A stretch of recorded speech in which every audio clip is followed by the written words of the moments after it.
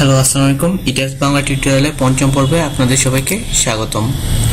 আমরা আজকে one way slab করব, যার এক্স ডিরেকশন বরাবর দূরত্ব হচ্ছে 12 ফিট, ওয়াই ডিরেকশন বরাবর হচ্ছে 24 ফিট, আর এখানে 70 PSF এ ইউনিফর্মলি ডিস্ট্রিবিউটেড লোড আছে দুইটা এরিয়া বরাবর। আমরা তাহলে ইটিএফ অ্যাপটা ওপেন করি। এখানে আমরা এক্স ডিরেকশন বরাবর 4টা গ্রিড লাইন নিব লোড দেওয়ার সুবিধার্থে, আর ওয়াই ডিরেকশন বরাবর 2টা গ্রিড লাইন নিব। আমরা নিউ মডেল যাই, new model default, Y direction 2টা, আর এটা হবে কি ফিটে নিয়ে যায়। এখানে আমরা আপাতত 3 দিই, এটা আমরা পরে চেঞ্জ করব। আর স্টোরি আমরা একটা দিয়ে আপাতত গ্রিড অনলি। ওকে, এখন হচ্ছে আমাদের মাঝের যে স্প্যানটা সেটা হবে 6 ফিট করে। ওই 6 ফিট আমরা দিয়ে দেই edit grid data, modify system, এটা আমরা কি ফিটে নিয়ে যাই, স্পেসিং দিই, মাঝেরটা 6 হবে, 6টা দিই। আর এখানে হচ্ছে আমাদের মূলত এক্স ডিরেকশন 2টা গ্রিড লাইন হলেই 14, আমরা মাঝে 2টা দিচ্ছি শুধু আমাদের সুবিধার জন্য, এই জন্য আমরা এটা সেকেন্ডারি করে দেবো। ওই বি আর সি গ্রিড লাইনটা এখন আর থাকবে না। না করলেও সমস্যা নাই, আমি আমার দেখতে ভালো লাগে এই কারণে করি। হচ্ছে ডিফাইন করব, ডিফাইন হচ্ছে স্ল্যাব থিকনেস ডিফাইন করব। অ্যাড নিউ স্ল্যাব, এটা হচ্ছে S6 নাম দেব। 6 দেওয়ার কারণ হচ্ছে 6 ইঞ্চি থিকনেস, ম্যাটেরিয়াল কংক্রিট, আর থিকনেস যত হবে এটা আমরা তত দিয়ে দেব। ওকে, এখন আমরা ড্র করব। রেক্ট্যাঙ্গেল ড্র করার জন্য সবচেয়ে কুইক হয়ে হচ্ছে এই কমান্ডের মাধ্যমে।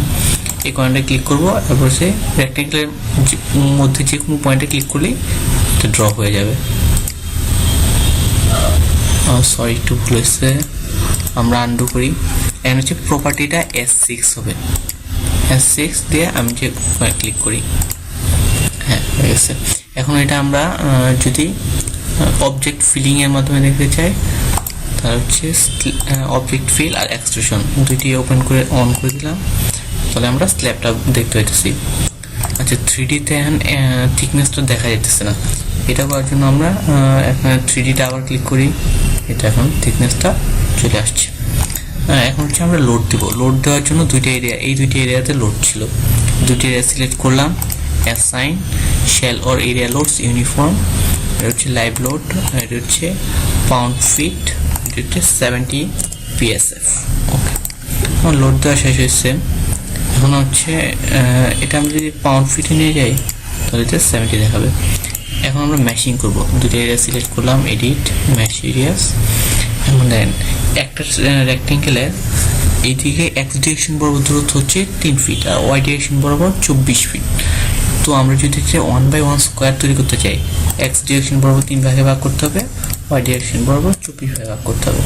ওকে, এখানে 1/1 স্কোয়ার তৈরি হয়ে গেছে।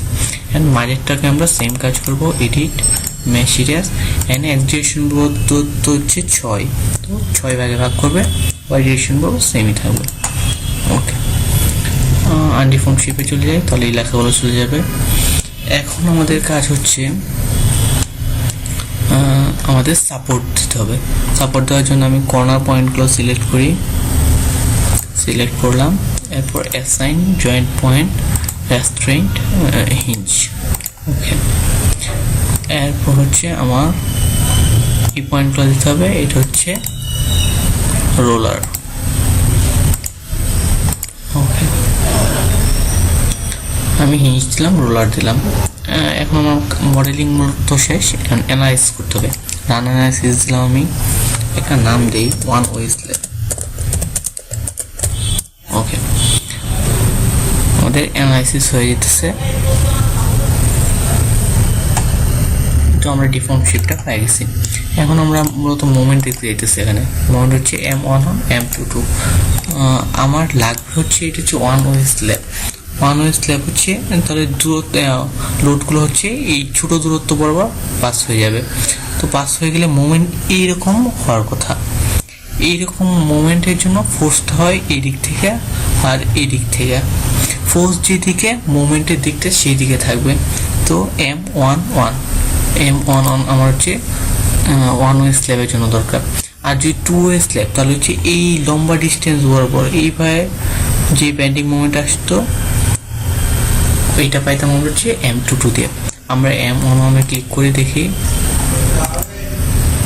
M11 আমি এই বেন্ডিং মোমেন্ট ডায়াগ্রামটা পেলাম। আচ্ছা আমরা এখন M22 দেখি। স্ল্যাবে M22 0 আসার কথা, কিন্তু আমাদের এখানে ভ্যালু আসবে, ভ্যালু এখানে দেখেন 0.0614 হচ্ছে টিপ ইঞ্চেস। তো এটা আমরা কীভাবে দূর করতে পারি? এটা দূর করার জন্য আমাদের ডিফাইন দিতে হবে স্ল্যাব সেকশন। আচ্ছা এটা প্রথম হচ্ছে আমরা চেঞ্জ করার জন্য আনলক করে নিতে হবে। আনলক করার পরে অ্যানালাইজের রেজাল্ট করা চলে যাবে। এখন আমরা চেঞ্জ করতে পারবো x6 মডিফাই করবো, সেট মডিফাই M22টা আমরা 0 করে দেব। ওকে ওকে দিব। এখন আবার আমরা অ্যানালাইজ দিব। এখন যদি আমি M22 দেখি তাহলে ওটা 0ই আসবে। অ্যানালাইজ হওয়ার পরে দেখবো ওটা